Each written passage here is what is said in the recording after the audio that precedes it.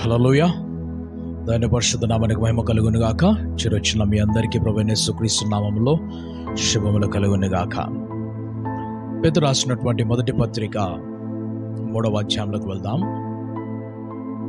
పేతురు మొదటి పత్రిక 3వ అధ్యాయము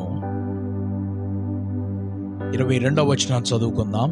మొదటి పేతురు పత్రిక 3వ అధ్యాయము 22వ వచనంలో చూసినట్లయితే, ఆయన పరలోకమునకు వెళ్ళి దూతల మీదనో అధికారుల మీదనో శక్తుల మీదనో అధికారం పొందిన వాడై దేవుని కుడి పార్శ్వమున ఉన్నాడు.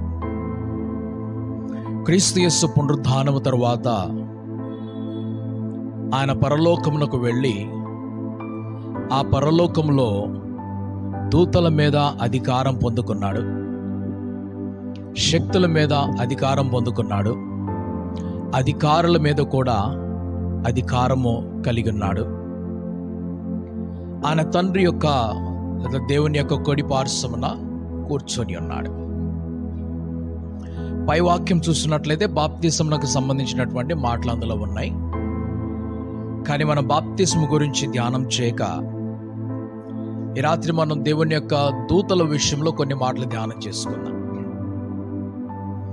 క్రీస్తు యేసు పరలోకమునకు వెళ్ళినప్పుడు ఆయన ఆ పరలోకములో దూతల మీదను అధికారుల మీదను శక్తుల మీదను అధికారము పొందిన వాడై దేవుని కుడి పార్శ్వమున కూర్చున్నాడు.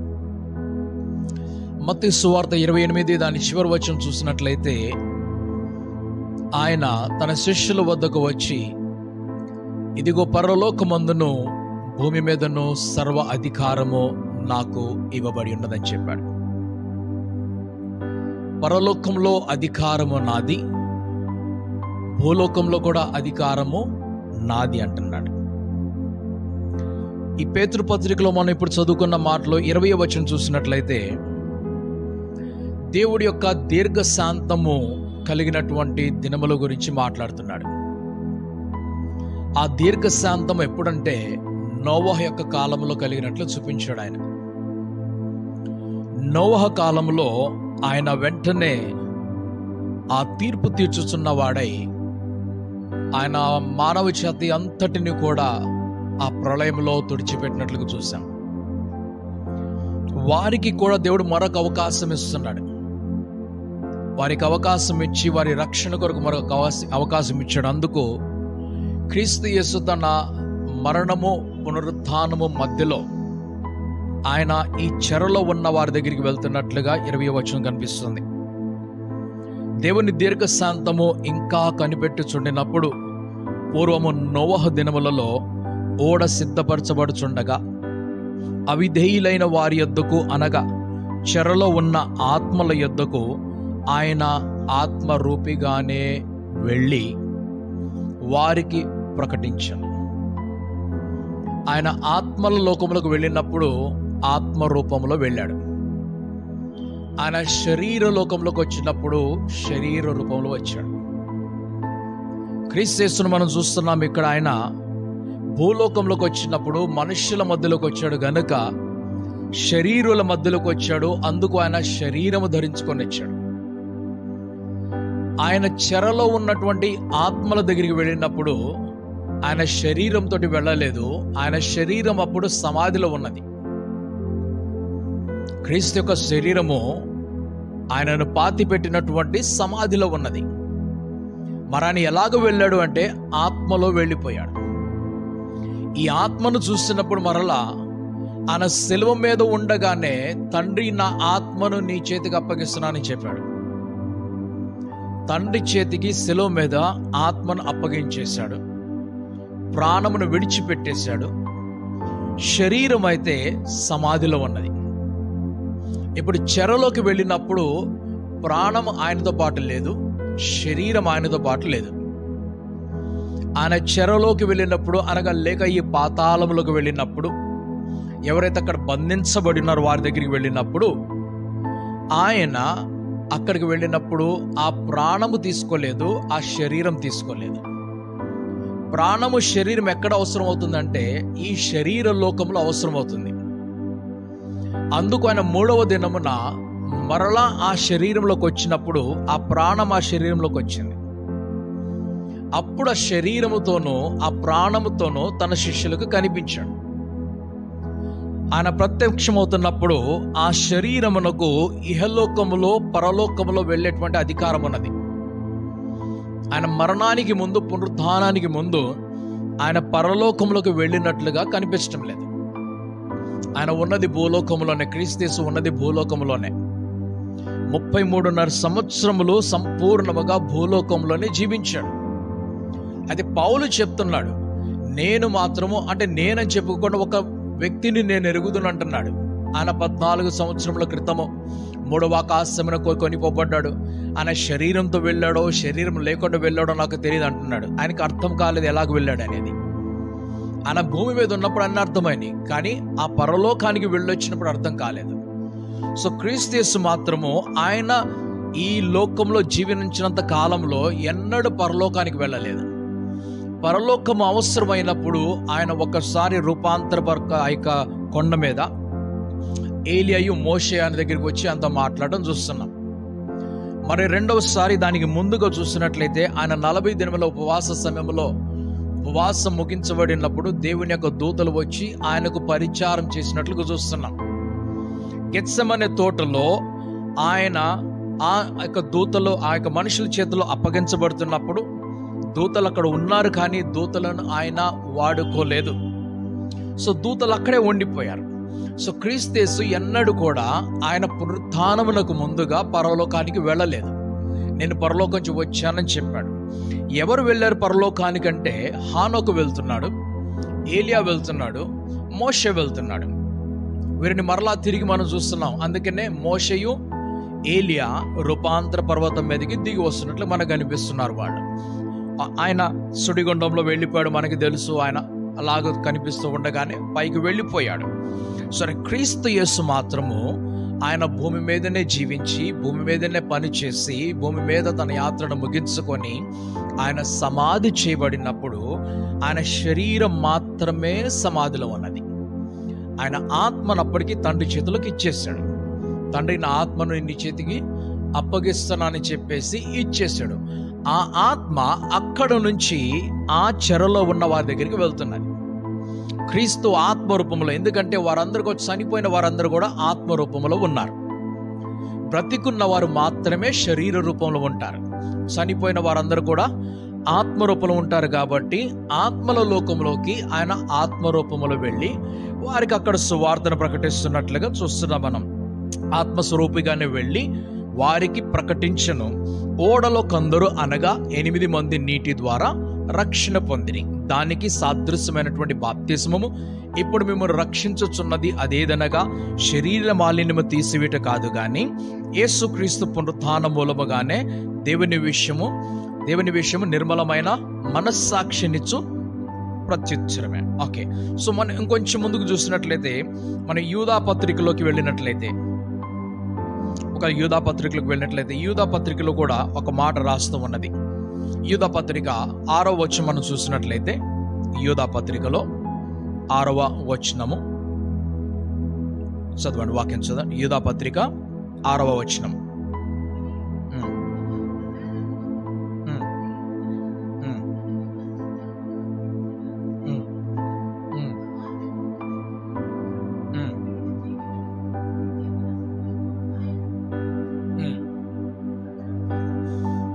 ఓకే, సో దూతల గురించి మాట్లాడుతున్నాడు. ఎవరైతే అవిధేయత చూపించారో వారిని బంధించినట్లుగా చూపిస్తున్నాడు. సో యూదా పత్రికలో మనం చూసినటువంటి మాట, వారిని ఆ తీర్పు దినము కొరకు ఆయన బంధించి పెట్టాడు.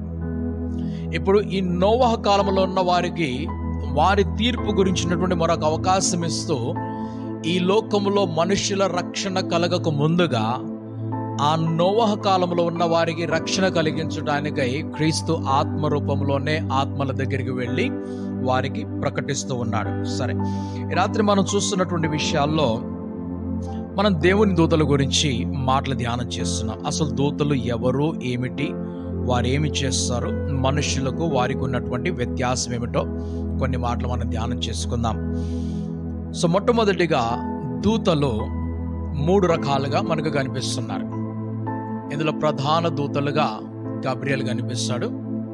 ఆయన సందేశమును తీసుకొచ్చేటువంటి దూతగా కనిపిస్తున్నాడు. రెండవ దూతగా మిఖాయేలు కనిపిస్తున్నాడు. ఆయన పోరాటము జరిగించేవాడిగా లేకుంటే సంరక్షణ కలుగు చేసేవాడిగా కనిపిస్తున్నాడు. మూడవ దూతగా లూసిఫర్ కనిపిస్తున్నాడు. కానీ లూసిఫర్ తన స్థానమును పోగొట్టుకున్నాడు. సో పరలోకంలో ఇప్పుడు ఇద్దరే ప్రధాన దూతలు ఉన్నారు. ఆ దూతలు ఎవరనగా గబ్రియలు మరియు మిఖాయేలు ఉన్నారు. సరే, ఈ గబ్రియలు మిఖాయేలు ఈనాటి కాలంలో ఎవరికి కూడా కనిపించటం లేదు. వారు ఎప్పటి వరకు కనిపించారంటే క్రీస్తు భూలోకములకి రాకముందు వరకు కనిపించారు. క్రీస్తు వచ్చిన తర్వాత కొంతకాలం వరకు కనిపించారు. పరిశుద్ధాత్ముడు వచ్చేసిన తర్వాత దూతలు ఎన్నడూ కూడా కనిపించలేదు. ఎందుకంటే మనుషులతోటి మాట్లాడేటువంటి పని ఆత్మరూపంలో పరిశుద్ధాత్ముడు చేస్తున్నాడు. మనుషుల దగ్గరికి వచ్చి వారితో మాట్లాడే విషయంలో అప్పుడు దేవుని సందేశమును తీసుకొని ఒక శరీరము ధరించుకొని లేక వారికి స్వప్నమందు కనపడుతున్నటువంటి దూతలుగా మనం చూస్తున్నాం. మరియ దగ్గరికి వచ్చినప్పుడు గబ్రియలు దూత మరియ దగ్గరికి వచ్చినప్పుడు ఆయన శరీరము ధరించుకొని వచ్చాడు.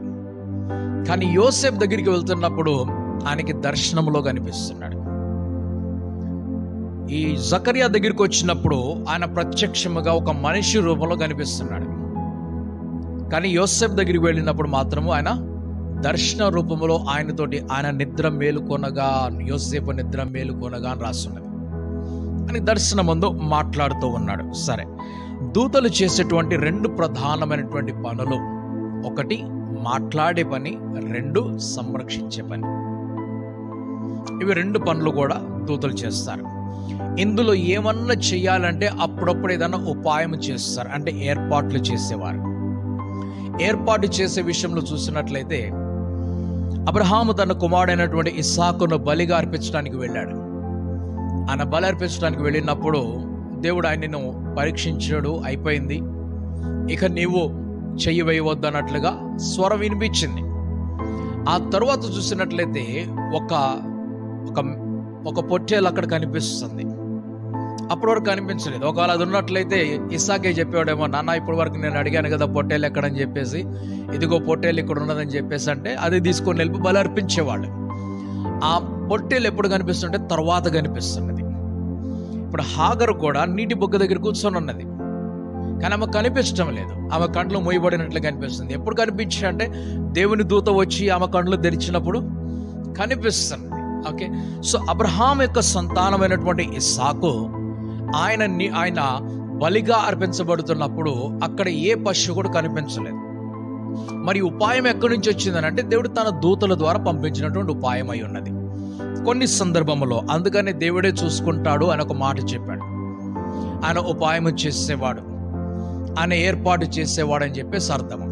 సో మనకు కావాల్సినవి ఏమిటి అంటే, ఒకటి మనతో మాట్లాడేవాళ్ళు, మన మాట వినేవాళ్ళు. రెండు, మనకి సహాయం చేసేవాళ్ళు. మూడు, మనకి ఉపాయం చేసేవాళ్ళు. ఈ మూడు మనకి కావాలి. మనకి సహాయంలో ఏదన్నా సహాయము లేదా మనకి సంరక్షణ అన్నిటికంటే ప్రాముఖ్యమైనది. అందుకు ఈ మూడు విషయాల గురించి మనుషులందరూ కూడా ప్రార్థన చేస్తూ ఉంటారు. ఏమని, ప్రభు నా ప్రార్థన విను అని చెప్పేసి, నాతో మాట్లాడని చెప్పేసి అంటూ ఉంటారు. నాకు సహాయం ఎక్కడి నుంచి వస్తుంది, నీ దగ్గర నుంచే కదా వస్తుందని చెప్పేసి అడుగుతూ ఉంటారు. రెండవది, అవసరమైనటువంటి అవసరతల కొరకు ప్రార్థన చేస్తూ ఉంటారు. మూడవది, కాపుదల కొరకు లేక సంరక్షణ కొరకు ప్రార్థన చేస్తూ ఉంటారు. సో దూతలను దేవుడు ఎందుకు పెట్టుకున్నాడు అనంటే, మొదటిగా ఆ సందేశమును పరలోకము నుండి భూమిలోకి తీసుకొని రావటానికి. రెండవది, భూమి మీద ఉన్న వారిని సంరక్షించడానికి దేవుడు వారిని స్థిరపరచుకున్నాడు లేక వారిని సృజించుకున్నాడు అన్నమాట. సో దేవుడు తన కొరకు దూతలను మాత్రం సృజించుకోలేదు. తన కొరకు సృజించుకోలేదు, కానీ ఆయన సృజించింది ఎవరికి అంటే ఈ సృష్టిలో ఉన్నటువంటి మనుష్యుల కొరకు దూతలను సృజించాడు. సరే, రెండు రకాలు చూసాం మనం. ఒకటి సందేశం ఇచ్చేవారు, రెండవవారు సంరక్షించేవారు. ఓకే, మూడవది దేవుని కొరకైనటువంటి పోరాటం చేసేవారు. యుద్ధము యెహోవాది అంటున్నారు కదా. మనం చూసాము యెహోషాపాతు ఆయన యుద్ధానికి సిద్ధమగలేడు. అప్పుడు ఎవరు వచ్చారు యుద్ధం చేయడానికి?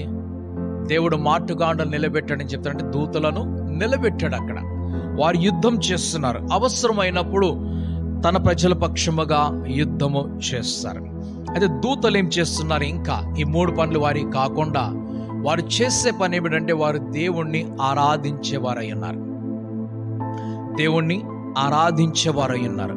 వారిని ఎవరు కూడా ఆరాధించకూడదు. అందుకు ఆ యోహాను ఆ దూత పాదముల మీద పడినప్పుడు ఏమన్నాడు? దూత, నేను కూడా నీ వంటి వాడనే సహోదరుల్లో నేను ఒక్కడిని. నన్ను కాదు ఆరాధించవలసింది ఆ దేవుణ్ణి తప్ప ఎవరిని కూడా ఆరాధించకూడదు. సో ఇలాగో ఆ దూతల గురించి మనం చూస్తున్నాం.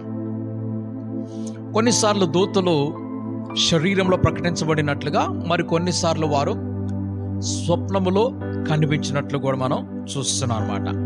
సో దూతలకు ఇవ్వబడినటువంటి శరీరంలో కేవలం పురుష శరీరం మాత్రమే ఇవ్వబడింది.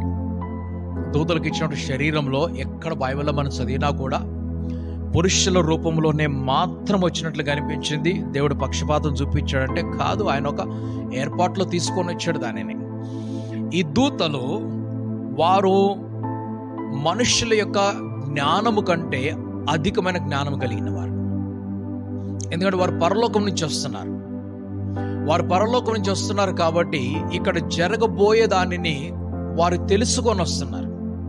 వారికి చెప్పి పంపిస్తున్నారు కాబట్టి మానవ జ్ఞానము కంటే అధికమైనటువంటి జ్ఞానము దూతలకున్నది. తక్కువ జ్ఞానం మాత్రం వారిది కాదు, అధికమైనటువంటి జ్ఞానం అన్నది. 2, వారు అర్థం చేసుకుంటారు. కొన్ని ఫీలింగ్స్ కలిగిన వారు, భావనలు కలిగిన వారు. దీని ఉదాహరణ చూస్తున్నట్లయితే సొదొమ గొమొర్రా పట్టణాలని నాశనం చేస్తూ ఉన్నప్పుడు లోతు తన కుటుంబాన్ని తీసుకొని వెళ్ళిపోవాలని చెప్పి దూతలు చెప్పారు.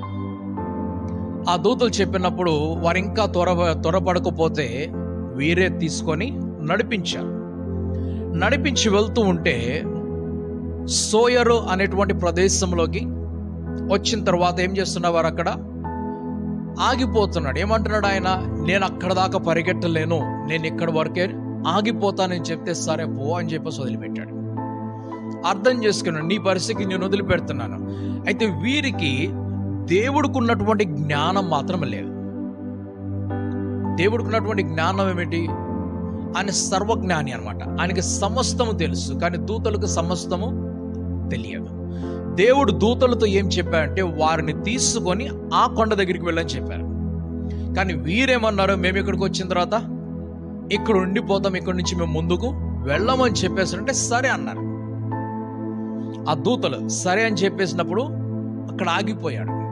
అక్కడ ఆగిపోతే ఆ తర్వాత ఏమి జరగబోతుంది దేవుడికి తెలుసు, కానీ దూతలకు తెలియదు. మనందరికీ తెలుసు ఆ తర్వాత ఏం జరిగింది. నేటి వాక్యము కూడా మనం చదువుకున్నటువంటి భాగం అది. సో వానక్కడ నిలిచిపోయారు. దేవుని కార్యం అక్కడ జరగలేదు. దేవుని కార్యం ఎప్పుడు జరిగేదంటే వారు చెప్పినటువంటి ప్రదేశం వరకు వెళ్ళినప్పుడు ఆ దేవుడి కార్యం జరిగేది. ఆ లోతు కారణంగా ఆ కుమార్తెగా దేవుడు ఇంకేదో అద్భుత కార్యం చేసేవాడు, కానీ అక్కడ ఆ పని జరగలేదు. ఇప్పుడు హాగర్ను చూస్తున్నట్లయితే హాగర్ ఇష్మాల్ని తీసుకొని అరణ్యంలో ఉండిపోయింది. అరణ్యంలో ఉన్నది. ఆ అరణ్యంలో ఆమె నివసించింది. కుమారుడు పెద్దవాడైన తర్వాత ఏం చేసిందంటే అరణ్యము నుండి ఐగుప్తు దేశానికి వెళ్ళింది. ఆమె ఐగుప్తు దేశంకి వెళ్ళి అక్కడ కుమార్తెలలో ఒక ఆమెను తీసుకొని తన కుమారుడికి వివాహం చేసి మరలా అరణ్యంకి వచ్చేసింది. ఎక్కడైతే దేవుడు ఆమెకి ప్రత్యక్షమాడో అక్కడికి వచ్చేసి అక్కడే నివసించిపోయారు. కానీ హాగర్ చేసినటువంటి గొప్ప పని ఏమిటంటే ఆమె ఐగుప్తు దేశంకి వెళ్ళి తన కుమారుని కొరకు ఒక భార్యను తీసుకొని వచ్చారు. కానీ లోతు కుటుంబం విషయంలో అలాగే జరగటం లేదు అక్కడ. సో దేవుడి ఏర్పాటు జరగలేదు. సో దూతలు ఏం చేశారంటే సరే నేను అర్థం చేసుకున్నా కాబట్టి నువ్వు ఇక్కడే ఉంటావు కదా, ఉండిపో అని చెప్పి వదిలిపెట్టేశారు. కానీ వారికి పూర్తి జ్ఞానం లేదు. ముందు ఏమి జరగబోతుంది దూతలకు తెలియదు. వారికి చెప్పబడిందే వారు చెప్తారు, వారికి చూపించిందే వారు చూపిస్తారు వచ్చి. కానీ వారికి దేవుడికి ఉన్నంత పూర్తి జ్ఞానం మాత్రం అది కేవలం దేవుడికి ఒక్కడికి మాత్రమే తెలుసు. దేవుడు ఒక్కడికి మాత్రమే తెలుసు. రెండవది, అపవాదికి కొంత మట్టుకు తెలుసు కానీ పూర్తిగా తెలియదు. అపవాదికి ఇప్పుడు దూతలు ఒక ప్రదేశంలోనే ఉండగలరు, దేవుడిలాగా అన్ని ప్రదేశాల్లో ఉండలేరు. దేవుడిలాగా సర్వవ్యాపకి కాదు, ఆయన సర్వములో ఉండేవాడు కాదు. దూతలు ఒకే ప్రదేశంలోకి, గాబ్రియేలు యోసేపు ఇంటికంటే యోసేపు ఇంటికి వెళ్ళాడు, మరి ఇంటికంటే మరి ఇంటికి వెళ్ళాడు, మరీకు ముందు జకర్యా ఇంటికి వెళ్ళాడు, జకర్యా ఇంట్లో ఉండి మరి ఇంట్లోకి వెళ్ళి అలాగే యోసేపు దగ్గరికి నజరేతులో 3 సార్లు ఒకే సమయంలో వెళ్ళలేదు ఆయన. సో వారు ఒక్క సమయంలో ఒక చోటకి మాత్రమే వెళ్ళగలరు. వారికి దేవుడికి ఉన్నంత జ్ఞానం మాత్రము లేదు. సో అపవాదిని చూస్తున్నట్లయితే అపవాదికి అన్ని తెలుసు. అపవాదికి అన్ని తెలుసు. అపవాదికి తన లాస్ట్ డే ఏదో కూడా తెలుసు. అపవాదికి తన ఆఖరి దినం ఏదో కూడా వాడి సమయము కొంచెమేనని తెలిసి వాడు ఎవరిని మృంగుదనా అని గర్జించు సమయం వలె అలా తెలుసు. సేన అనబడినటువంటి వ్యక్తిని విడిపించడానికి వచ్చినప్పుడు ఆ దుష్టాత్మలు అంటున్నారు, మా సమయం ఇంకను రాలేదు. వారికి తెలుసు వారి సమయం ఎంత అనేది, కానీ అక్కడ వరకే వారికి తెలుసు, అన్ని వారికి తెలియదు, అక్కడ వరకే. సో దేవుడి యొక్క ప్రణాళికలు అపవాదికి దాదాపుగా తెలుసు, కానీ అన్ని తెలియవు. అన్ని తెలియవు. ఒకవేళ తెలిసినట్లయితే క్రీస్తు యేసు గురించినటువంటి మాట హేరోదుకు ముందే చెప్పేసేవాడు. చెప్పలేదు, హేరోదుకు ముందు చెప్పలేదు. అయితే సమయం వచ్చినప్పుడు, ఒక్కొక్క సమయం వచ్చినప్పుడు ఒక్కొక్క పనిని నాశనం చేయడానికి అపవాది ముందుకు వస్తూ ఉంటాడు. కానీ తన అంత్య దినం మాత్రం అపవాదికి తెలుసు, ఎక్కడికి వెళ్ళబోతున్నాడో తెలుసు. దేవుడు ఆయన ముందుగానే చెప్పేశాడు. ఎందుకంటే ఆయన పరలోకంలో దూతలు సృజించుకున్నప్పుడు ఆయన గొప్ప జ్ఞానంతో సృజించాడు, గొప్ప స్థానం వారికి కలుగజేశాడు, గొప్ప ఆధిక్యతను దేవుడు వారికి అనుగ్రహించాడు. కానీ అందులో యూదా పత్రికలో మనం ఏం చూసాం, ఇప్పుడు అవన్నీ కూడా వారు పోగొట్టుకున్నారు, ఆ స్థానమును వారు పోగొట్టుకున్నారు. సో వారికి తీర్పు తీర్చడానికి వేరొక సమయము, వేరొక ప్రదేశం ఉన్నట్లుగా మనం చూస్తున్నాం. సో దూతల గురించినటువంటి మాటలు, వారు మనలాంటి శరీరం వారికి లేదు, మనలాంటి శరీరం వారికి లేదు. అలాగని చెప్పేసి మరణము కూడా వారికి లేదు. దూతలకు మరణము లేదు. ఆ దూతకు మరణం ఉన్నట్లయితే ఆ లూసిఫర్ ఎప్పుడో చనిపోవాలి. లూసిఫర్, దూతలకి మరణం ఉన్నట్లయితే లూసిఫర్ ఎప్పుడో కూడా చనిపోవాలి. లూసిఫర్ చనిపోలేదు. చనిపోకుండా అక్కడి నుంచి ఇక్కడికి వచ్చాడు. ఎక్కడికి? భూమి మీదకి వచ్చాడు. భూమి మీద నుండి ఎక్కడికి వెళ్ళాడు? మధ్యాకాశాలకు వెళ్ళాడు. అగాధంలో చీకట్లో ఆయన సింహాసనాన్ని వేసుకొని కూర్చున్నాడు. అక్కడి నుంచి ఎక్కడికి వెళ్తాడు? 1000 సంవత్సరాలకి బంధించబడతాడు, చెరసాలకు వెళ్తాడు. 1000 సంవత్సరాల తర్వాత విడిపించబడతాడు. ఆ తర్వాత మండుచున్నటువంటి అగ్నిగుండంలోకి వెళ్తాడు. సో మరణం అనేది ఎవరికి కూడా లేదు. మరణం అనేది ఎవరికి కూడా లేదు. మనం కూడా ఒకవేళ మనల్ని చూసినట్లయితే ప్రసంగి 12:7 ప్రకారముగా శరీరము మట్టిలోంచి వచ్చింది, మట్టికి వెళ్ళిపోతుంది. ఆత్మ దయచేసిన దేవుడి దగ్గరికి మనం అక్కడి నుంచి వచ్చాం, అది మన ఆరంభము. అక్కడి నుంచి వచ్చాకైతే మనకి జ్ఞాపకాలు లేవు. ఈ భూలోకంలో మనం పుట్టాము, శిష్యులాగా పుట్టాం, పెరుగుతున్నాం, మనకి అక్కడి నుంచి వచ్చినటువంటి జ్ఞాపకం అయితే లేదు. కానీ బైబిల్ ఏం చెప్తుందంటే మరలా తిరిగి అక్కడికి వెళ్తాం. మనం ఆత్మ తనను దయచేసినటువంటి దేవుడి వద్దకు తిరిగి వెళ్ళిపోతుంది. సో అక్కడికి వెళ్తాము. అక్కడికి వెళ్ళిన తర్వాత ఏం జరుగుతుంది? మంచి వాళ్ళైతే పరలోకానికి వెళ్తారు, చెడ్డ వాళ్ళైతే నరకానికి వెళ్ళిపోతున్నారు. సో వారు అక్కడి వరకే ఉంటున్నారు. లాజర్ చనిపోయాడు, కానీ అక్కడి నుంచి ఎక్కడికి వెళ్ళాడు? ఆయన పరదేశంలో అబ్రహాము రొమ్మున కనిపిస్తున్నాడు. ఆయన ధనవంతుడు చనిపోయాడు భూలోకంలో. ఎక్కడికి వెళ్ళాడు? ఆయన నరకములకి, పాతాల్లోకి వెళ్ళి. వారు అక్కడ అంతము లేదు. మరణం అనేది కొంత తాత్కాలికమైనటువంటి ఎడబాపు మాత్రమే, కానీ అంతము కాదు అది. అంటే పుట్టినటువంటి ఏ మనిషికి కూడా, లేదా సృజించబడినటువంటి ఏ దూతకు కూడా మరణం అనేది లేదు. మరణం అనేది లేదు, అంతం అనేది లేదు. ఈ మరణము ఓన్లీ సపరేషన్ అంటారు దానిని, ఎడబాపు మాత్రమే అది. మనము కొంతకాలం వరకు విడిపోయాం. ఎక్కడి నుంచి? శరీరం నుంచి. క్రీస్తు యేసు తన శరీరం నుండి 3 రోజుల వరకు విడిపోయాడు. 3వ రోజు ఏం చేశాడు? ఆయన ఆ శరీరంతో మరలా కలుసుకున్నాడు. వచ్చేసి ఆయన సమాధిలోకి వచ్చేటప్పుడు, ఆ శరీరంలోకి వచ్చినప్పుడు ప్రాణం కూడా ఆయనలోకి వచ్చేస్తే అప్పుడు శరీరం లేచి నిలబడింది. అప్పుడు మరీ తోడు అంటున్నాడు, నన్ను ముట్టుకోవద్దని చెప్తున్నాడు. సో చనిపోయిన ప్రతి ఒక్కరు కూడా మరలా శరీరం ఇవ్వబడుతుంది. అయితే క్షయమైనటువంటి శరీరము కాక అక్షయమైనటువంటి శరీరము ధరించబడుతున్నది అనమాట. సో భిన్నమైనటువంటిది. అంటే ఒక్కసారి దేవుడు 100 సంవత్సరాలకు ఇచ్చాడు, లేక 1000 సంవత్సరాలకు ఇచ్చాడు. ఇప్పుడు దాన్ని పెంచుతాడే కానీ తగ్గించడు ఆయన. ఎక్కడ తగ్గింపు ఉన్నది అని అంటే పాతాళంలో తగ్గింపు ఉన్నది. తగ్గింపు అనగా అందులో అక్కడ ఎటువంటి సుఖాలు లేవు, ఎటువంటి ఆనందం లేదు, ఎటువంటి సంతోషం లేదు, ఏ కోరికలు తీర్చబడదు, ఎటువంటి సమాధానం అక్కడ, ఎటువంటి అసలు నెమ్మది కూడా అక్కడ ఉండదు. కానీ మనుషులు మాత్రం అక్కడ ఉంటారు. మనుషులు ఉంటారు. మనుషులకు ఆకలి అనిపిస్తుంది, మనుషులకు దాహం అనిపిస్తుంది. ధనవంతుడు మనకు జ్ఞాపకం చేస్తాడు ఈ మాట, నాకు దాహం వేస్తుంది, నేను ఈ మంటల్లో కాలిపోతున్నాను, లాజరుని పంపించి నాకు కొంచెం నీళ్లు తీసుకుని అని చెప్తున్నాడు. సో మనుషులు ఉంటారు అందరూ కూడా, కానీ వారికి దొరకవు. నరకం అనేది ఎటువంటిది అని అంటే మన ఇంట్లో సంతోషం లేదు, సమాధానం లేదు, రోజు కొట్లాట్లు, రోజు గొడవలు, కరువు ఉన్నది, ఇంట్లో పేదరికం ఉన్నది, అసలు ఏమీ లేవు, ఎటు చూస్తే అటు వారికి ఇబ్బందులు ఉన్నాయి, శరీరం అంత రోగాలు, అంతకు మించిన నరకం ఏముంటుంది చెప్పండి.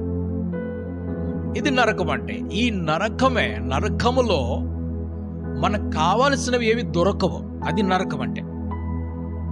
అంతేగాని శరీరాలు ఏమంటారు, ఆ శవాల కుప్పలు అట్లా పడేసినట్లుగా ఏమంటారు, మన చెత్త కుప్ప పడేస్తారు చూసారా, చాలాసార్లు నేను చెప్పాలి, అది కాదు. అది ఎవరి ప్రదేశంలో వారు ఉంటారు, కుప్పలు పడేస్తుండవు అవన్నీ కూడా.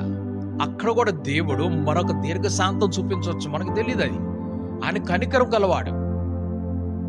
అలాగని చెప్పేసి మనం సర్లే పరలోకం వదిలిపెట్టి నరకంకి వెళ్దాం అనుకుందామా? అక్కడ కూడా దేవుడు ఒక ఛాన్స్ ఇస్తాడండి? తెలీదు, మనకు తెలీదు.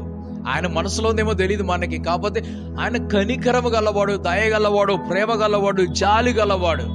రేపు ఏం చూపిస్తాడో మనకు తెలియదు. ఆ నరకం ఎంత కాలమో తెలియదు మనకి.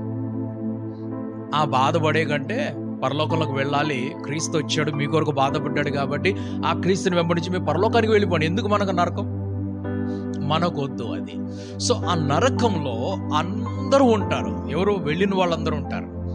కానీ వారికి అన్ని కావాలి, ఏమీ దొరకదు. వారి అన్ని కావాలి, వారికి అన్ని వసతులు ఉంటాయి, కానీ వారికి ఏమి కూడా దొరకవు. అక్కడ ఒక్కటి కూడా దొరకదు. ఈ ధనవంతుడు అన్ని ప్రయాసాలు అయిపోయింది, అది ఏం చేస్తున్నాడు, ఆయన నాకు నీళ్లు కావాలంటున్నాడు, దొరకదు. అక్కడ లేవు, ఎందుకంటే దేవుడు అక్కడ వాటిని పెట్టలేదు. ఆయన వారిని ఎంతకాలం తీర్పులోకి, నిత్య నరకం అని చెప్పాడు. ఆ నిత్యం అంటే ఎంతో మనకి తెలియదు. అది ఆ నిత్యత్వం అంటే ఎంతో మనకి తెలియదు. అక్కడ నుంచి దేవుడు వారిని ఏం చేస్తాడో తెలియదు.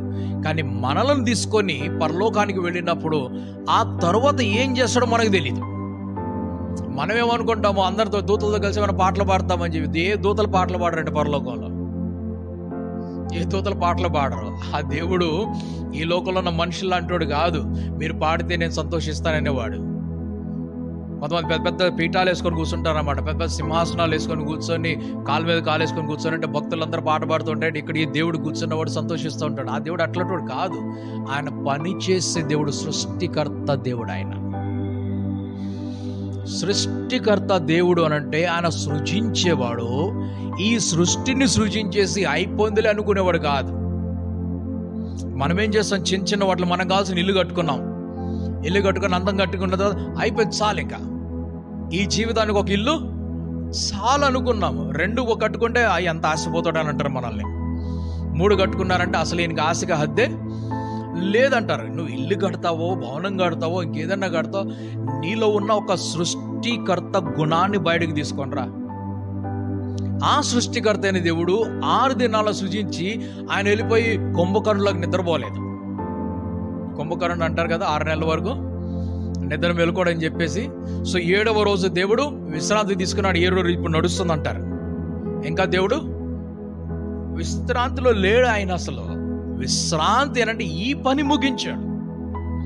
ఈ పని ముగించి మరొక పని ఏం చేస్తున్నాడో మనకి తెలియదు. క్రొత్త ఆకాశం, క్రొత్త భూమి ఒకటి ఉన్నది. పరలోక రాజ్యం గురించి మాట్లాడుతున్నప్పుడు మనల్ని క్రొత్త ఆకాశంలోకి, క్రొత్త భూమిలోకి మార్చబడిన వారు, రూపాంతరం చెందిన వారు వెళ్తారు కదా.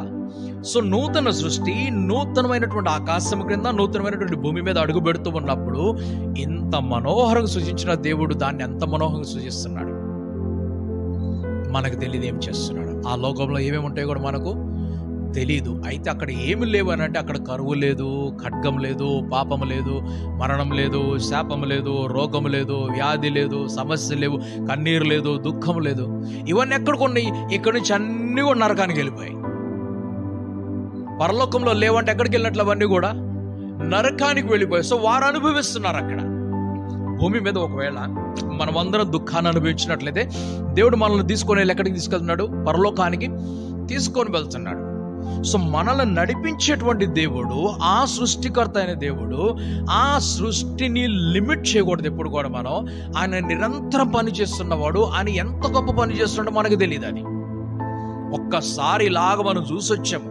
ఒకసారి బండి తీసుకొని లేకుంటే ట్రైన్లోనే వెళ్ళిపోయి 2 రోజులు ప్రయాణం చేస్తే 3వ రోజు ఏమంటావు? ఇంకొకసారి నేను ఈ ట్రైన్ ఎక్కనంటారు. ఎందుకు? 3 రోజులు పట్టింది మనకి వెళ్ళడానికి.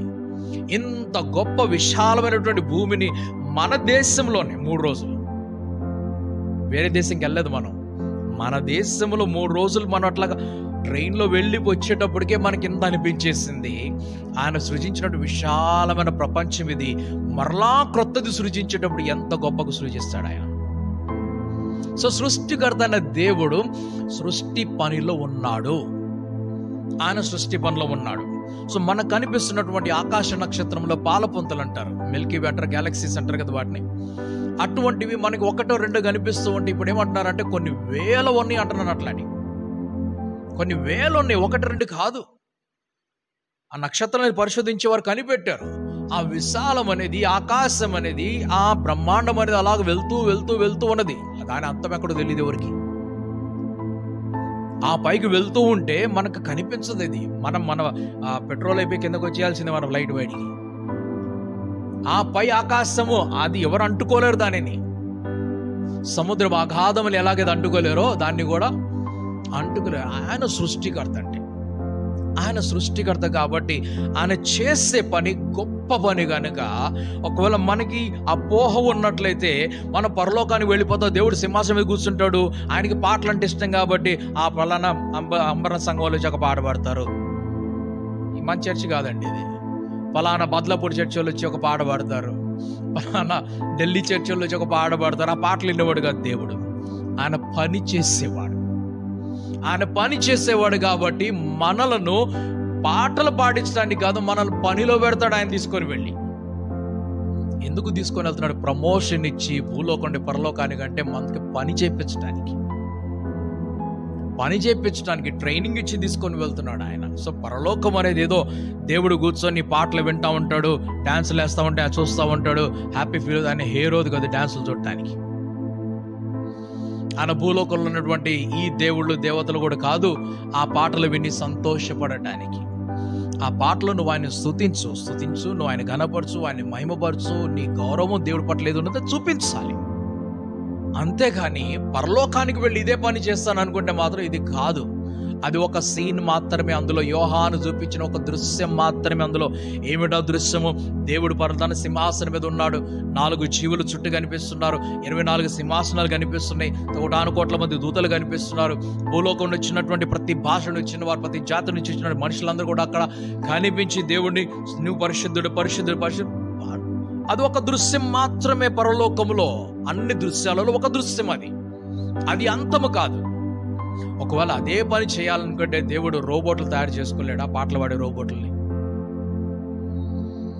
ఆలోచిద్దాం ఒక మాట. దేవుడు చేసుకోలేడా ఆ పనులని? నువ్వు నా హద్దు మీరు నువ్వు వెళ్ళకూడదు, నీకు ఇంతే స్టాండర్డ్ అని పెట్టలేడా దేవుడు? పెట్టొచ్చు, కానీ ఆ పని చేయలేదు ఆయన. ఆయన స్వేచ్ఛను, మనస్సును మనుషులకి ఇచ్చాడు, దూతలు కూడా ఇచ్చాడు. దూతలు కూడా ఏమని చెప్పాడంటే, మీరు బాగుండాలనుకుంటే ఉండొచ్చు, చెడిపోవాలనుకుంటే మీరు చెడిపోవచ్చు. ఎవరికి ఎటువంటి గ్యారంటీ లేదు. మీరు ఉండాలి అనుకుంటే స్థిరంగా ఉండొచ్చు, చెడిపోవాలనుకుంటే మీరు చెడిపోవచ్చు. లూసిఫర్ చెడిపోయాడు, తన వెనకాల వెళ్లాల్సిన వాళ్ళందరూ కూడా వెళ్ళిపోయారు. వాళ్ళందరూ భూమి మీదకి వచ్చేస్తారు, వాళ్ళ దగ్గర తర్వాత మనం వెళ్తున్నాం. సో దేవుని యొక్క సృష్టిలో ఆ సృష్టికర్త అనే దేవుడు ఆయన పరలోకంలో ఉన్నాడు. ఆయన తన పనిని చేస్తున్నాడు. అక్కడ కూర్చొని ఆయన భూమి మీద శాసనం చేస్తున్నాడు. ఒకవేళ ఆ దేవుడు పని చేయకపోతే ఆ కుడిపార్శ్వంలో క్రీస్తు యేసు కూర్చోవాల్సిన అవసరం లేదు. ఆయన కుడిపార్శ్వంలో కూర్చొని ఆయన కోరికలు, ఆయన ప్రజల పట్ల ఉన్నటువంటి కోరికలు నా తండ్రితో చెప్తున్నప్పుడు తండ్రి నెరవేరుస్తున్నాడు. మీరు భూమి మీద అడగండి, పరలోకంలో మీకు ఇవ్వబడతాయి. మీరు భూమి మీద దేన్ని బంధిస్తారు, అది పరలోకమందు కూడా బంధించదు. భూమి మీద దేన్ని విప్పుతారు, అది పరలోకంలో కూడా విప్పబడుతుంది. కాబట్టి మీరు పని చేయండి, నేను కూడా పని చేస్తాను. ఆయన హ్యాపీగా కాలు మీద కాలేసుకు కూర్చోలేదు పరలోకంలో. సృష్టికర్త అయిన దేవుడు ఆయన నీటిలో, ఆ అగాధములో, ఆ కటిక చీకటిలో ఆయన ఆత్మ అక్కడికి వచ్చి అల్లాడుచు ఉన్నప్పుడు ఆయన మౌనంగా ఉండకుండా దానిలోని ఇంత అద్భుతమైన సృష్టిని తీసుకొచ్చాడు. అటువంటి వాడు ఖాళీ కూర్చుంటాడా? కూర్చోడు. సృజించేవాడు ఏం చేస్తాడంటే ఇంకా గొప్పదేం సృజించాలంటాడు. ఇంకా గొప్పదేం సృజించాలి, ఇంకా గొప్పదేం సృజించాలంటాడు. మనకి దుబాయ్లో ఉన్నటువంటి బుర్జ్ ఖలీఫా అనే టవర్స్ మనందరం కూడా విన్నాం. అది ఓకే. సో బుర్జ్ ఖలీఫా అనే టవర్ అది చాలా పెద్దైనటువంటిది. అది దాదాపు బాబేలు గోపురం లాగా అనుకుందాం మనం. అది అదే గొప్పది అనుకుంటే ఇంకొక ఆయన ఏమంటున్నాడంటే నేను ఇందుకంటే గొప్పది కడతానని చెప్తున్నాడు. ఇప్పుడు ఇది కట్టిన ఆయన ఏమంటున్నాడు, నేను దీనికి సమముగా లేకుంటే దీనికంటే గొప్పదిగా ఇంకొకటి కడతాను అంటున్నాడు. మన కన్స్ట్రక్షన్ చూద్దాం ఒకసారి. ఒకప్పుడు మనం పూరిపాకలో ఉండేవాళ్ళం. ఆ మేస్త్రి ఎవరో వేసారు, వచ్చాడు, కప్పేసాడు, 2 స్తంభాలు కట్టాడు, కప్పేసాడు, తాటాకులు పెట్టి నిలబెట్టాడు, మనల్ని లోపల పెట్టాడు. అప్పుడు ఆ తర్వాత ఏం చేశాడు, మనల్ని పెంకుటింట్లోకి తీసుకొని వచ్చాడు. ఆ పెంకుటిల్లు వేసినటువంటి మేస్త్రి ఏం చేశాడు, ఇట్లా కాదయ్యా నేను కొంచెం మంచి ఇల్లు కడతాను నీకు అని చెప్పి ఆ మట్టిల్లు పడేసి పెంకుటిల్లు పడేసి ఆ తర్వాత ఏం చేశాడు, సిమెంట్ ఇల్లు కట్టేసి నీకు డాబా కట్టిస్తాలే అని చెప్పి అన్నాడు. మరి డాబా కట్టించినాడు అక్కడితో ఆగిపోయాడా? డాబా మీద ఇంకొక అంతస్తు వేస్తాలే అన్నాడు. మరి అంతస్తు వేసినాడు అక్కడితో ఆగిపోయాడా? అంతస్తుల మీద అంతస్తులు పెంచుకుంటూ వెళ్ళిపోయారు. ఈరోజు ఎంత మనోహరమైన అంతస్తులు పెంచుతున్నారు. ఎందుకు? ఆ వ్యక్తి ఏమంటాడంటే ఒకప్పుడు నేను చిన్నది చేశాను, ఆ జ్ఞానంతో అది చేశాను, ఇప్పుడు నేను ఇంకా పెద్దది చేస్తాను, ఇప్పుడు అవసరం వచ్చింది, మార్పు వచ్చింది, నేను చేస్తున్నాను. అలాగ చూస్తున్నట్లయితే ఇప్పుడు మన దేశంలో కాశ్మీర్లో ఒక బ్రిడ్జ్ ఉన్నది. అది చాలా ఎత్తైనటువంటి బ్రిడ్జ్ అనమాట. ఒక ట్రైన్ వెళ్తూ ఉంటుంది దాని మీద నుంచి. చాలా ఎత్తైనటువంటి బ్రిడ్జ్ అది, అన్నిటికంటే ఎత్తైనటువంటి బ్రిడ్జ్. సో కడుతున్నారు. కొంతమంది ఏమంటున్నారు, గాల్లో వేలాడేటువంటి బ్రిడ్జ్ని నీటి మీద కడుతున్నారు, కేబుల్స్ మీద వేలాడేటువంటి బ్రిడ్జిని కడుతున్నారు. సో రకరకాలు. అంటే సృజించే వ్యక్తి ఎప్పుడు కూడా మౌనంగా కూర్చోడు. సృష్టికర్త అయినటువంటి వ్యక్తి ఎప్పుడు కూడా మౌనంగా కూర్చోడు. ఒక రాయితో విత్తనాలు తీసుకొని వెళ్తున్నాడు, 30 దంతలు పంట వచ్చింది. అమ్మో 30 దంతలేనా, 60 దంతలు రావాలి నాకు అని చెప్పేసి అంటాడు. ఇంకా నాణ్యమైనటువంటి విత్తనాలు తీసుకొని వెళ్ళి 60 దంతలు. తర్వాత ఏమంటాడు, నాకు 100 దంతలు కావాలంటున్నాడు. ఇంకా నాకు కావాలన్నాడు. ఇంకేమంటాడు నుంచి, ఈ బియ్యము కాదు శ్వాసనిచ్చే బియ్యం తీసుకొని వస్తున్నా అంటాడు. రకరకాలు తీసుకొని వస్తున్నారు. మన బాస్మతి రైస్ అని ఒకటే అంటాం, బాస్మతిలో ఎన్నో రకాల బాస్మతిలు ఉన్నాయి. ఎందుకు? రైతు మౌనంగా కూర్చోడు. సృష్టికర్త అయిన వాడు కూర్చోడు. ఎవరైనా నిర్మించేవాడు మౌనంగా కూర్చోడు. సో ఒకవేళ మనుష్యులు మౌనంగా కూర్చోకపోతే దేవుడు మౌనం కూర్చుంటాడు. ఆయన సృష్టి అద్భుతమైనది. ఆయన ఎట్లాంటి సృష్టి సూచిస్తున్నాడో మనకు తెలియదు. కానీ ఆ క్రొత్త ఆకాశము, ఆ క్రొత్త భూమి దగ్గర మనం వెళ్ళినప్పుడు మన కళ్ళు చెదిరిపోతాయి. దాని పునాదుల గురించి మాత్రమే కొంచెం రాసినాడు. ఏమంటున్నాడు, వజ్రాలతోటి, ముత్యాలతోటి, మాణిక్యాలతోటి పునాదులు వేస్తున్నట్లుగా కనిపిస్తున్నాడు. అమూల్యమైనటువంటి రాళ్ళు ఇక్కడ అమూల్యమైనవి. ఇక్కడ ఇంతెంత రాయి 1000 లక్షల రూపాయలు కొనుక్కొని అక్కడికి వెళ్తే ఇంటికి పునాదులు, పట్టణానికి పునాదులు కనిపిస్తున్నాయి. అంటే దానికంటే అమూల్యం ఏముంటుందో మనకు తెలియదు. ఇప్పుడు కనిపించే అమూల్యం ఇది, కానీ ఆ తర్వాత ఇంకెంత అమూల్యమో అది మనకు తెలియదు. అది దేవుడు అక్కడికి వెళ్ళిన తర్వాత చూపిస్తాడు. కానీ మనతోటి ఏమంటున్నాడంటే అక్కడికి వెళ్ళేటువంటి ఒక నిరీక్షణ మనము కలిగి ఉండాలి, అక్కడికి వెళ్ళాలి. సరే, ఇప్పుడు దూతలు ఉన్నారు. దూతలకు ఇచ్చినటువంటి జ్ఞానములో దేవుడి జ్ఞానం మాత్రం దూతలకు లేదు. దైవ జ్ఞానం అంటే దేవుడికి ఉన్నంత సంపూర్ణ జ్ఞానం దూతలకు లేదు. వారికి చెప్పిన పని చేస్తారు, వారు ఎంత చెప్పి అంత చేస్తారు. సో మరణం అనేది ఎవరికి కూడా, అంటే అంతం అనేది ఎవరికి కూడా లేదు. ఆ దూతలకు అంతం లేదు, మనుషులకు అంతం లేదు, పరిశుద్ధులకు లేదు, పాపులకు కూడా అంతం ఎవరికి లేదు. అంతం ఎవరికి లేదు. ఓకే, ముగింపు అనేది లేదు అసలు.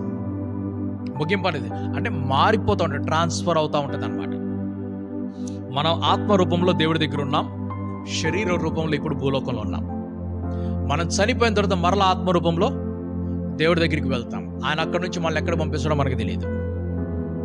మనకేం బహుమానం ఇస్తాడో కూడా మనకు తెలియదు. ఎటువంటి బహుమానాలు మనం పొందుకొని ముందుకు వెళ్తాం మనకైతే తెలియదు అవన్నీ కూడా. వాటి కొరకు మనం ఎదురు చూస్తున్నాం అంతే. సో దూతలు వారు దేవుడు చెప్పినటువంటి పనులను చేసేవారై ఉన్నారు. ఆ తర్వాత వారికి ఎంత బాధ్యత ఇచ్చారో అంతే బాధ్యత వారు చేస్తారు. అయితే సండే నేను చెప్పిన మాట ప్రకారముగా ఇందులో పని పూర్తి చేయొచ్చు, పని పూర్తి చేయకపోవచ్చు. కొందరు భూమి నాకు బాగున్నది, ఈ భూమిని వదిలిపెట్టేసి నేను వెళ్ళను అనుకున్నట్లయితే వారు పైకెళ్ళేటువంటి శక్తిని పోగొట్టుకుంటారు, ఇక్కడే ఉండిపోతారు. లేదా గబ్రియల్ లాగా వచ్చి పని చేసి మరలా వెళ్తారు. వారికి తిరిగి వెళ్ళేటువంటి టికెట్ దొరకదు. ఎప్పుడు వారు పాపంలో పడిపోయినప్పుడు. దూతల పాపంలో పడిపోతారు. 6వ అధ్యాయంలో మనం చూసాం కదా, దూతలు కూడా పాపంలో పడిపోయారు. వారు పాపంలో పడిపోయారు కాబట్టి వారు ఇక్కడ వదిలిపెట్టబడ్డారు. వారు మరలా తిరిగి వెళ్ళలేదు. సో వారి తీర్పు వేరుకున్నది, మన తీర్పు వేరుకున్నది.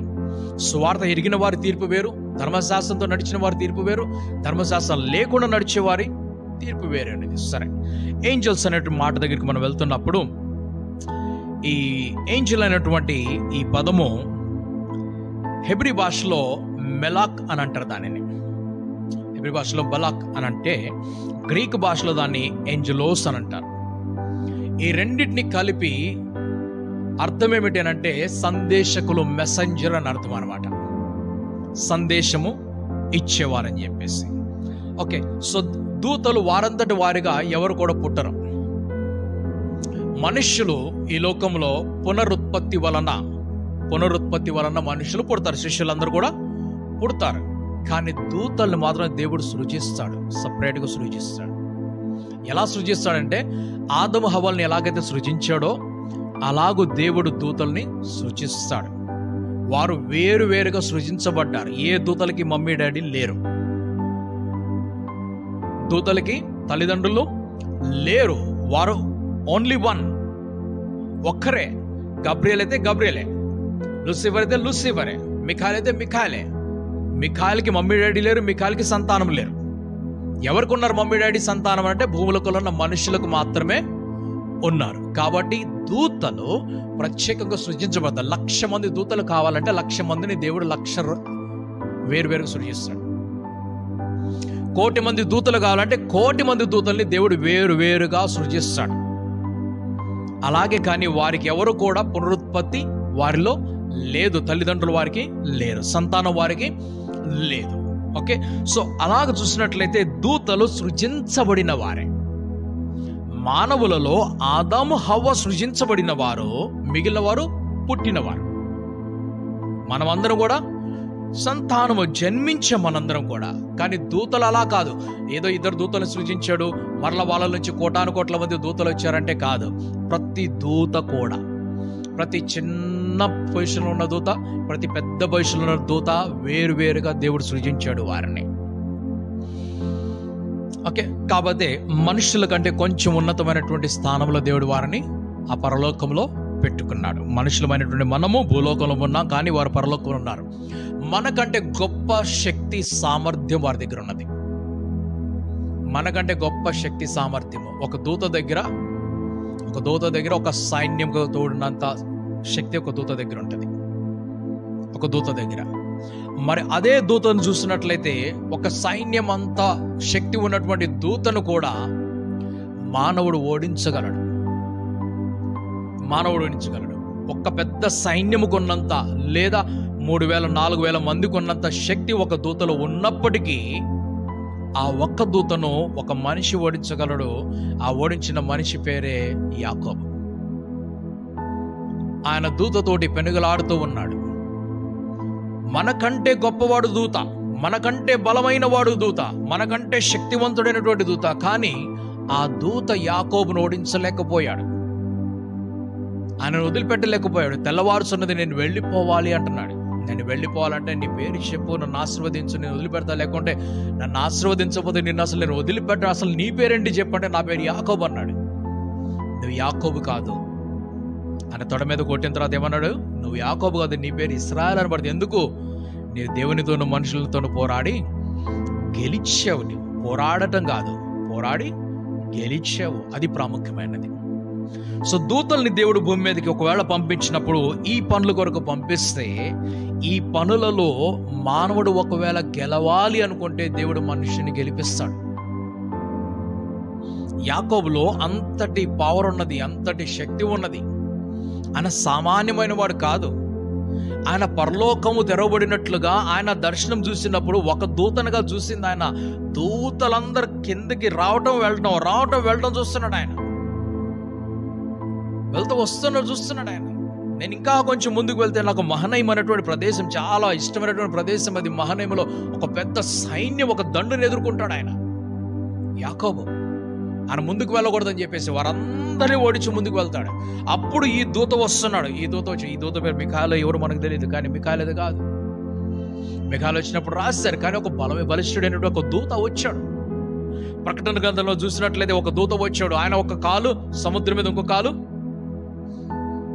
ఒక ఆకాశం నుంచి ఇలాగ వచ్చి కనిపిస్తున్నాడు. అంత గొప్ప గొప్ప దూతలు ఉన్నారు. ఎంత అసలు ఆ ప్రకటనలు మరలా చూపిస్తాను మీకు ఆ దూతలకు వచ్చిన తర్వాత. దూతలు సామాన్యమైనటువంటి వారు కాదు.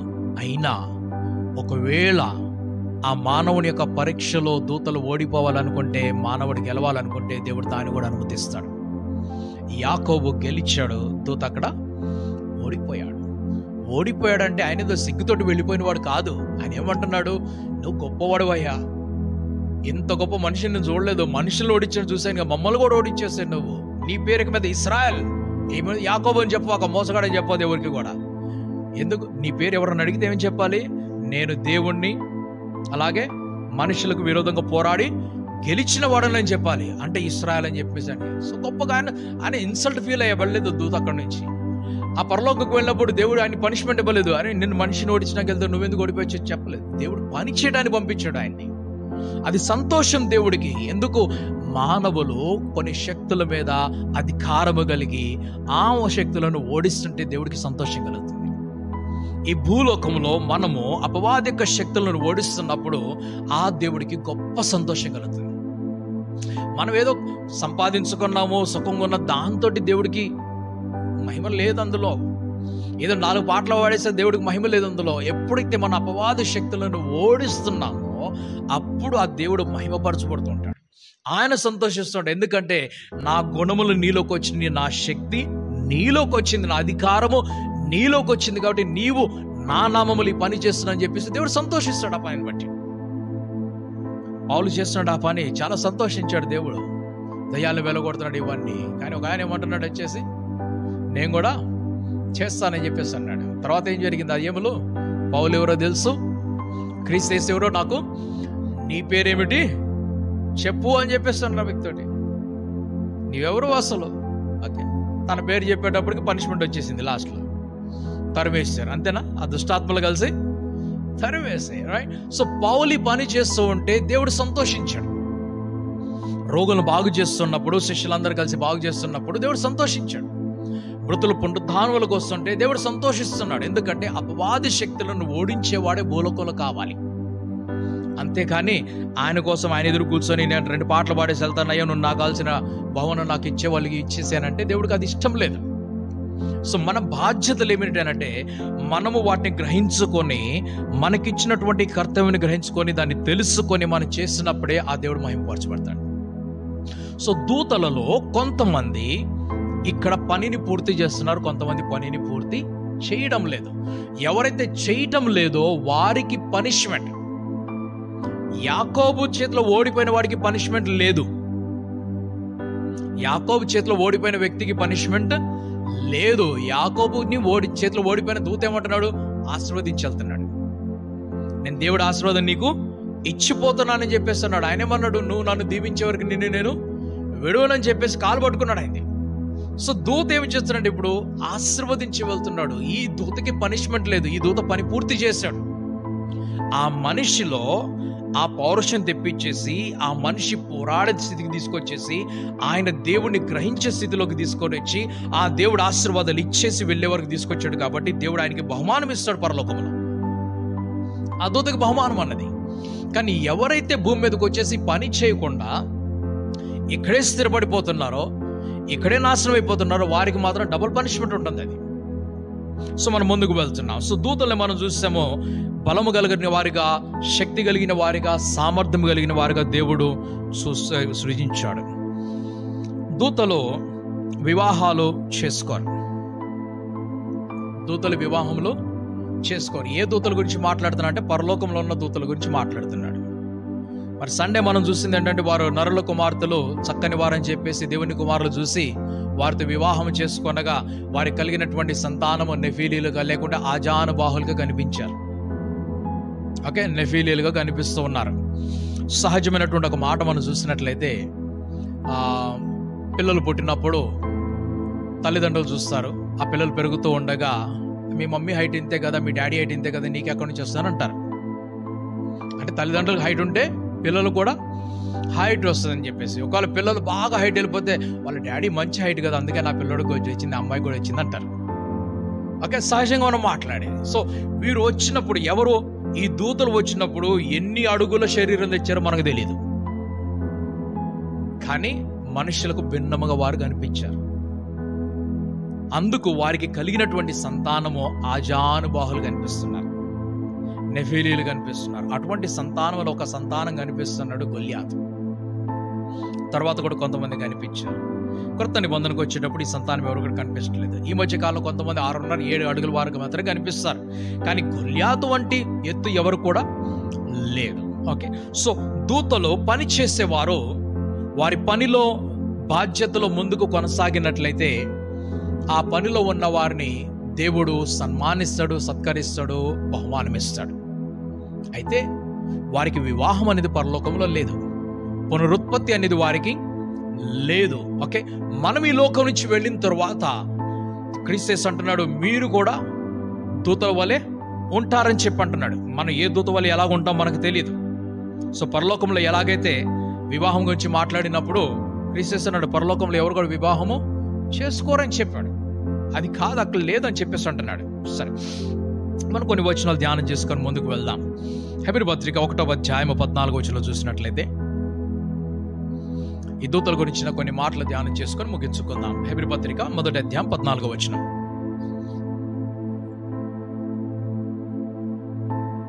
చదువుతారా?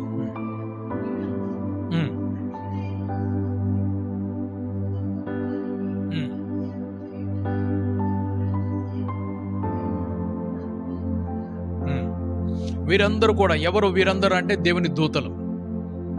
దేనికోసం పంపించబడ్డారు? రక్షణ పొందుకున్న వారికి పరిచారం చేయడానికై పంపబడినటువంటి దూతలు అన్నమాట వీరందరూ కూడా, ఆత్మలు. ఓకే, పరలోకంలో ఉన్నటువంటి దూతల గురించి మాట్లాడుతున్నాడు. ఎవరంట వాళ్ళందరూ? దేనికోసం పంపించబడ్డారంటే రక్షణ పొందుకున్న వారి కొరకు పంపించబడ్డాడు, వారికి పరిచారం చేయడానికి. క్రీస్తు యేసు 45 దినాల ఉపవాసంకి వెళ్ళినప్పుడు ఆ యొక్క పరలోకంలో ఉన్నటువంటి దూతలు వచ్చి ఆయనకు పరిచారము చేశారు.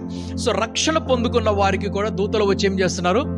పరిచారం చేస్తున్నారు. ఒకవేళ మనము కూడా క్రీస్తు వలె నిష్ఠగా ఉపవాసంలోకి వెళ్తే, మనం కూడా ఆ శోధన ప్రవేశించినట్లయితే మనకు పరిచారం చేయడానికి దేవుడు దూతలను పంపిస్తాడు. అటువంటి స్థితిలోకి మనం వెళ్ళాలి. ఓకే,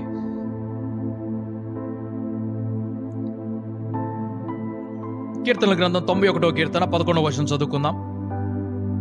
91వ కీర్తన 11వ వచనము.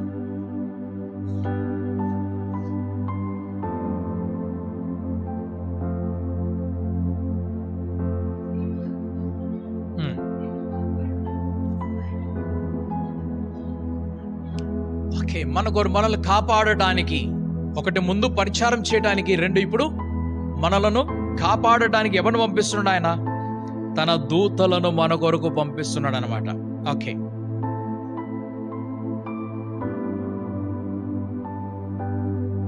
కొలస్సీ పత్రిక 1వ అధ్యాయం 13-14 వచనాలు చదువుకుందాం. కొలస్సీ మొదటి పత్రిక 13-14 వచనాలు.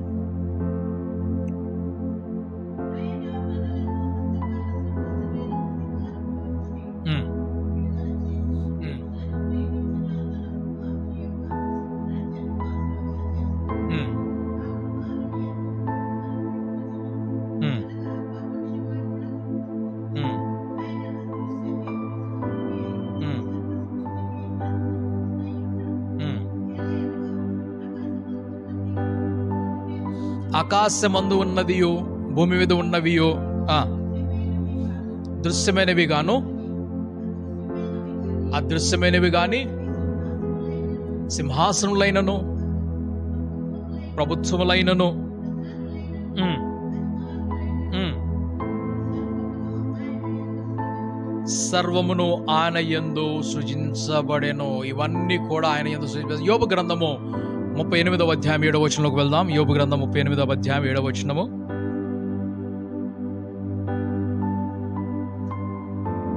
యోబు గ్రంథము 38వ అధ్యాయము 7వ వచనం.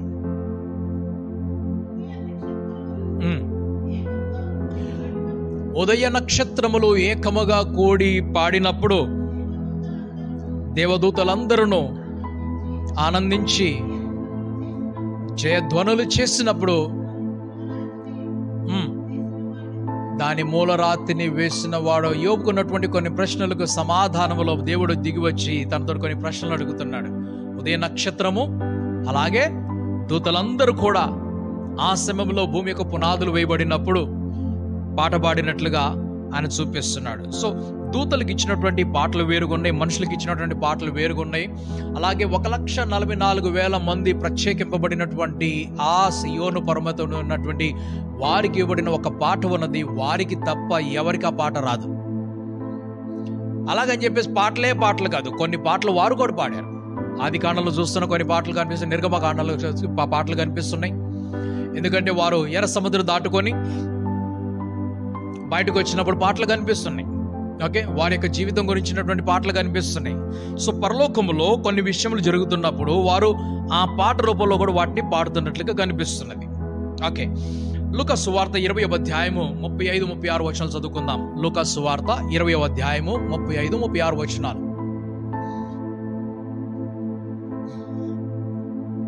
లూకా 20వ అధ్యాయము 35-36.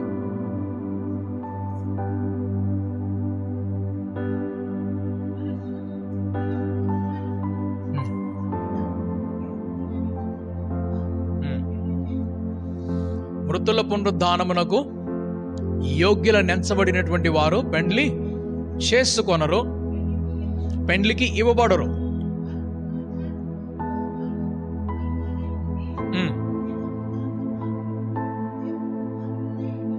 ఓకే, వారు ఎవరైతే పునరుద్ధానములు ఉన్నారో, ఎవరైతే జీవ పునరుద్ధానకు ప్రవేశిస్తున్నారో, అనగా క్రీస్తును అంగీకరించి ఎవరైతే జీవ పునరుద్ధానకు వెళ్తున్నారో వారు పెండ్లికి ఇయ్యబడరు, వారు పెండ్లి చేసుకోరు. అయితే వారు దేవదూతల సమానత్వములకు వెళ్తూ దేవుని కుమారులుగా చేర్చబడుతున్నారు. సో దేవుని కుమారులు అంటే సన్స్ ఆఫ్ గాడ్ అనే మాటకు దూతలు అనే అర్థాన్ని మనం చూసామన్నమాట. సరే, ముందు చదవండి.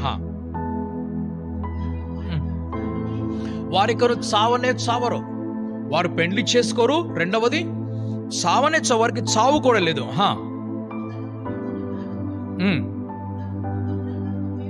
ఓకే, చాలండి, చాలా అక్కడి వరకు చాలు. ఓకే, మనం ప్రకటన గ్రంథంలోకి వెళ్దాం.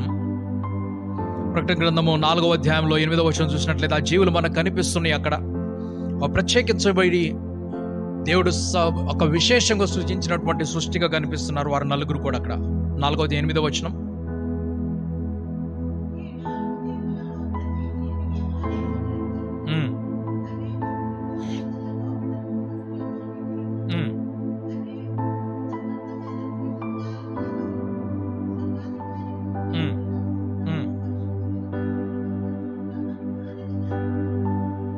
ఓకే, వీరు పరిశుద్ధుడు పరిశుద్ధుడని మానక చెప్పుచున్నారు వారు అక్కడ. ఈ నలుగురు కూడా 4 జీవులు ప్రత్యేకంగా సృజించబడిన వారు. ఈ 4 జీవులకు తప్ప ఎవరికి కూడా రెక్కలిచ్చినట్లుగా మనకు కనిపించడం లేదు. మత్తయి సువార్త 22వ అధ్యాయం 30వ వచనం చదువుకుందాం. మరలా ఇక్కడ పునరుద్ధానములో వారు వివాహమునకు ఇవ్వబడరు, కానీ పరలోకంలో దేవుని యొక్క దూతల వలె ఉంటారని తెలియపరుస్తున్నాడు. 22వ అధ్యాయం 30వ వచనం.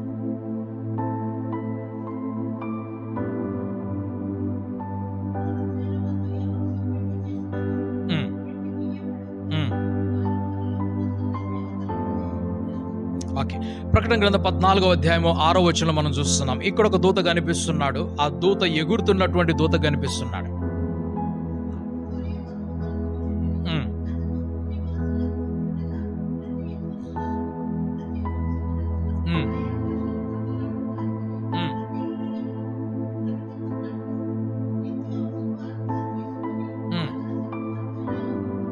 ఆ ఆకాశ మధ్యలో ఎగురుచున్నాడు. మరి ఈయన ఎగురుతున్నప్పుడు ఎటువంటి రెక్కలు ఈయనకున్నాయో మనకు తెలియదు, కానీ ఆయన ఆకాశం మధ్యలో ఎగురుతూ ఉన్నాడు. సర్వ సృష్టికి, ప్రతి జాతి వారికి కూడా సువార్త చెప్పడానికి ఆయన వెళ్తున్నట్లుగా కనిపిస్తున్నాడు మనకి. సో దేవుని యొక్క దూతల గురించిన కొన్ని మాటలు మనం చూసాం. సందేశాన్ని తీసుకొని వెళ్తున్నట్లుగా, లేకుంటే సహాయం చేస్తున్నటువంటి వారికి కనిపిస్తున్నారు, సంరక్షించే వారికి కనిపిస్తున్నారు, కాపాడే వారికి కనిపిస్తున్నారు, పోరాడే వారికి కనిపిస్తూ ఉన్నారు. మీరందరూ కూడా ఎందుకు సృజించబడ్డారు అని అంటే, రక్షించబడిన వారి పరిచారము కొరకు సృజించబడ్డారు. రక్షణ అంటే అంత గొప్ప ఆనందము, రక్షణలో ఇంత గొప్ప సాధిక్యత ఉన్నది. రక్షణ పొందుకున్న వారికి ఒక్కటే తెలుస్తుంది, నేను రక్షణ పొందుకున్నాను, బాప్తిసం తీసుకున్నాను, నేను పరిశుద్ధ బలలో పాల్పొందుకుంటున్నాను, నేను చర్చ్ మెంబర్ అయిపోయాను, నేను అదైపోయాను ఇదైపోయాను అని చెప్పేసి. కానీ రక్షణ పొందుకున్న వ్యక్తి కొరకు దేవుడు పెట్టినటువంటి చూసినట్లయితే, ఆయన ప్రత్యేకంగా తన దూతలను వారికి పరిచారము కొరకు, ప్రత్యేకంగా తన దూతలను వారి సహాయము కొరకు, దూతలను వారికి సందేశం ఇవ్వడానికి కొరకు, లేక వారిని కాపాడటానికి అనేక రకాలుగా దేవుడు వారిని పెట్టాడు. సో ఈ రాత్రి మనం చూస్తున్న విషయంలో, భూలోకంలో మనుషులున్న వారు శరీరం ధరించుకున్నారు. క్రీస్తు కూడా భూలోకంలో ఉన్నప్పుడు శరీరం ధరించుకున్నాడు. కానీ 33.5 సంవత్సరాల తర్వాత ఆయన శరీరంలో లేడు. ఆయన అక్షయమైనటువంటి శరీరంతో పరలోకానికి వెళ్ళినట్లుగా అనిపిస్తున్నది. ఆయన సమాధిలో ఉన్నప్పుడు శరీరం సమాధిలో ఉన్నది, ఆత్మరూపంలో ఉండి ఆయన చెరలోకి వెళ్ళాడు. ఆయన ప్రాణం విడిచిపెట్టేశాడు, కానీ ఆత్మను ముందుగానే తండ్రి యొక్క చేతిలోకి ఆయన అప్పగించేశాడు. సో పరలోకములో ఉన్నది అందరికంటే మహోన్నతుడు దేవుడు ఆయన సింహాసనం మీద కూర్చొని ఉన్నాడు. ఆయన కుడిపార్శ్వమున మరణాన్ని ఓడించి, పాపమును ఓడించి, మరణాన్ని ఓడించి పునరుద్ధానుడైనటువంటి క్రీస్తు యేసు అక్కడ కూర్చొని ఉన్నాడు. ఈ భూలోకములో పరిశుద్ధాత్ముడు ఈరోజు ఈ సంఘముతోనూ నశించిన ఆత్మలతో మాట్లాడడానికి ఇక్కడ ఉన్నాడు. 2-3 కూడి నన్ను పిలిచినప్పుడు నేను మీ మధ్యలోకి వస్తానని వాగ్దానం చేసిన యేసు ప్రభు మధ్యలోకి వస్తూ ఉంటాడు. కానీ తన స్థానం మనం చూసినట్లయితే ఆయన పరలోకంలో తండ్రి కుడి పార్శ్వమున కూర్చున్నట్లు కనిపిస్తున్నాడు. పరలోకంలో ఉన్నటువంటి దూతలు అక్కడ పని చేయటానికి, అక్కడ నుంచి భూమి మీదకి వచ్చి భూమి మీద పని చేయటానికి సృజించబడ్డారు. వారికి మరణము లేదు, వారికి జననము కూడా లేదు, వారి వివాహములు చేసుకోరు.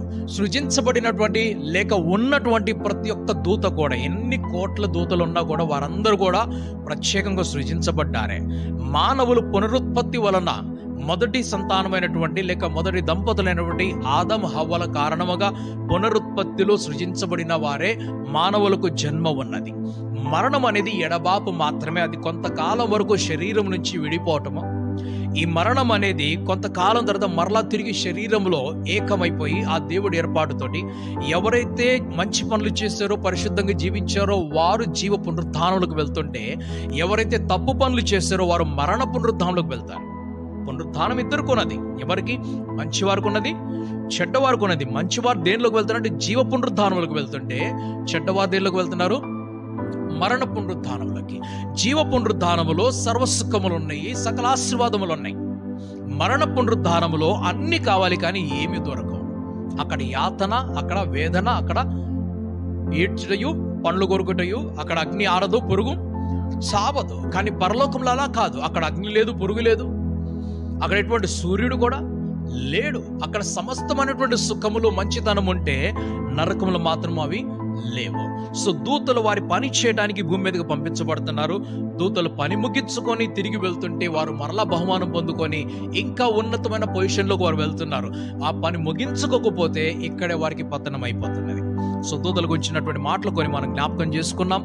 సో మనం ఎవరు కూడా ఆ పతనములకు వెళ్ళే వారం కాకుండా మనం పునరుద్ధానములకు వెళ్తున్నట్టు ఆ జీవ పునరుద్ధానములకు వెళ్ళేవారముగా, మంచి పనులు చేసేవారముగా, పరిశుద్ధముగా జీవించేవారంగా, పరలోకంలో చేర్చబడే విధముగా మనం సమర్పించుకున్న దేవుడు ఆ రీతిగా మనలందరూ కూడా దీవించి ఆశీర్వదించినట్లుగా తన పరిశుద్ధాత్మక నడిపింపు మనకి కలుగు చేయనుగాక. దేవుడు నన్ను దీవించునుగాక. God bless you all.